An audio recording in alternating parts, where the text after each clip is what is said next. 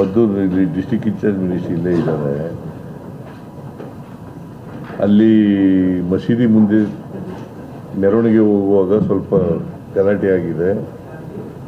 ಲಘು ಲಾಠಿ ಪ್ರಹಾರ ಕೂಡ ಮಾಡಿದ್ದಾರೆ ಪೊಲೀಸ್ನವರು. ಯಾಕಂತಂದರೆ ಪೊಲೀಸ್ನವ್ರ ಮಾತು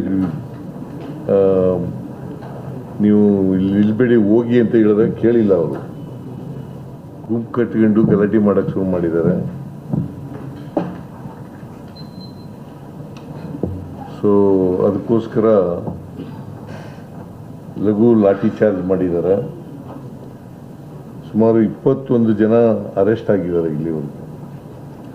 ಯಾರು ತಪ್ಪಿತಸ್ಥಿದ್ದಾರೆ ಅವ್ರ ಮೇಲೆ ಕ್ರಮ ತಗೊಳ್ಳೋಕೆ ಸೂಚನೆ ಕೊಟ್ಟಿದ್ದಾರೆ. ಆಮೇಲೆ ಯಾರು ತಪ್ಪು ಮಾಡಿದ್ರು ಕೂಡ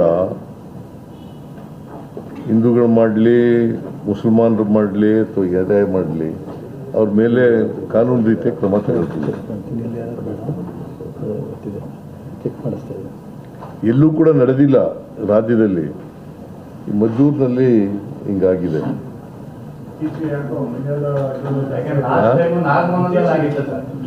ಲಾಸ್ಟ್ ಇಯರ್ ಆಗಿತ್ತು ರೀ. ಈ ವರ್ಷ ನಾಗಮಂಗಲದಲ್ಲಿ ಆಗಿಲ್ಲ. ಈಗ ಬಿಜೆಪಿಯವ್ರಿಗೆ ನೆಲೆ ಇಲ್ಲ. ಕಮ್ಯುನಲ್ ಇಶ್ಯೂ ಬಿಟ್ಟರೆ ಇನ್ಯಾವುದೋ ಅವ್ರಿಗೆ ಇಶ್ಯೂ ಇಲ್ಲ. ಅಸೆಂಬ್ಲಿಲಿ ನೋಡಿದ್ರಿ ನೀವೇ.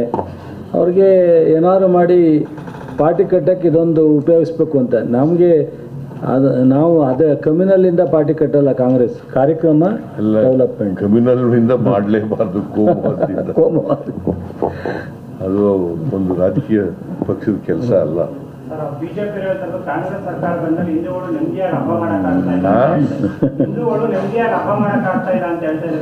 ನಾವೆಲ್ಲ ಯಾರುತ್ತೆ ಎಲ್ಲೆಲ್ಲ ಗಲಾಟೆ ಆಗಿದೆಯಪ್ಪ ಗೊತ್ತಾ? ಹೇಳಿದ್ರ ಏನಾದ್ರೂ ಸಮಾಜದಲ್ಲಿ ನೆಮ್ಮದಿ ಕೆಡಿಸಿದ್ರೆ ಅವರೇ ಕೆಡಿಸೋದು.